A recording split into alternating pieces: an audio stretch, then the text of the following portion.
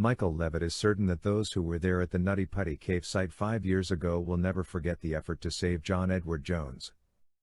"We did our best out there to do a rescue, recovery, to get the death pronounced before Thanksgiving Day," he said, noting that rescuers rushed an EKG down into the cave to confirm Jones's death before midnight turned the clock to Thanksgiving.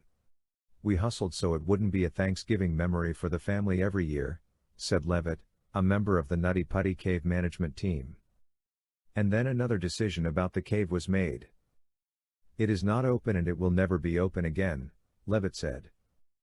The once popular recreation site was closed to serve as Jones's final resting place after the 26-year-old died after being trapped inside for 27 hours. Levitt, who was the cave's access manager, was there for the rescue that ended just moments before midnight.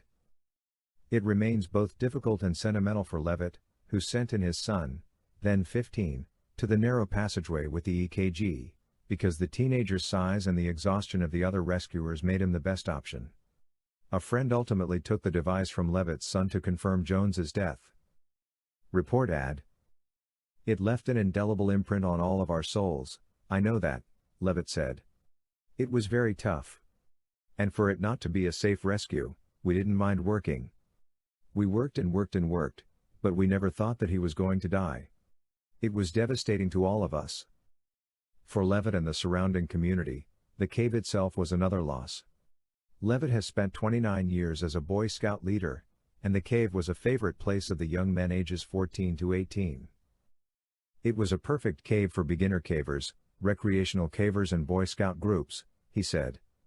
"We wanted them to go in so they could learn to cave responsibly and learn to cave in a safe environment."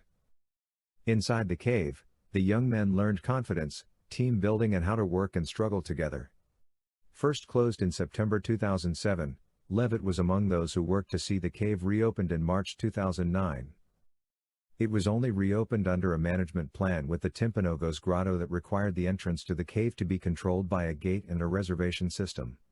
He said Timpanogos Grotto has continued its work as one of 3 grottos committed to preserving Utah's caves and educating the public about cave safety and conservation. But none are as well suited to new cavers as was Nutty Putty Cave, which, at its heyday, was visited by anywhere from 5,000 and 25,000 people each year. "We do not have another cave like Nutty Putty Cave," Levitt said. "We lost a natural formation and, really, it is sad, it's a huge loss."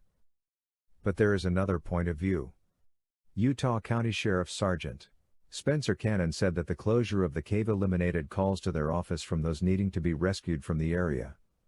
It was a place search and rescue had responded to before, once just a month apart. "There's a sense of relief that we won't have to worry about something like that happening there again. But there were a lot of people who had a lot of enjoyment in that cave," Cannon said. There were many who decried the closure of the cave after Jones's death and others who questioned why it hadn't been closed sooner. Regardless, Cannon said that Jones's death made closing the cave the only logical option. "You would hate to take action on everything because if you cause it to cease existing so you'd never have a problem, we would make everyone stop driving, stop drinking and stop flying," he said, adding that there was a lot of discussion among law enforcement, cave enthusiasts and Utah's School and Institutional Trust Lands Administration about the decision. He, too, noted that he will never forget what happened at the cave. He had been in law enforcement 19 years at the time and had never before seen a situation where someone was alive and uninjured when help arrived and they still ultimately died. "That's the hardest thing to look at on that one, was having someone who was completely alive and vibrant and then was at the opposite end of the spectrum at the end," Cannon said. "I don't think anyone will ever forget, when people ask me what are among the most memorable incidents, that's among the top of the most difficult."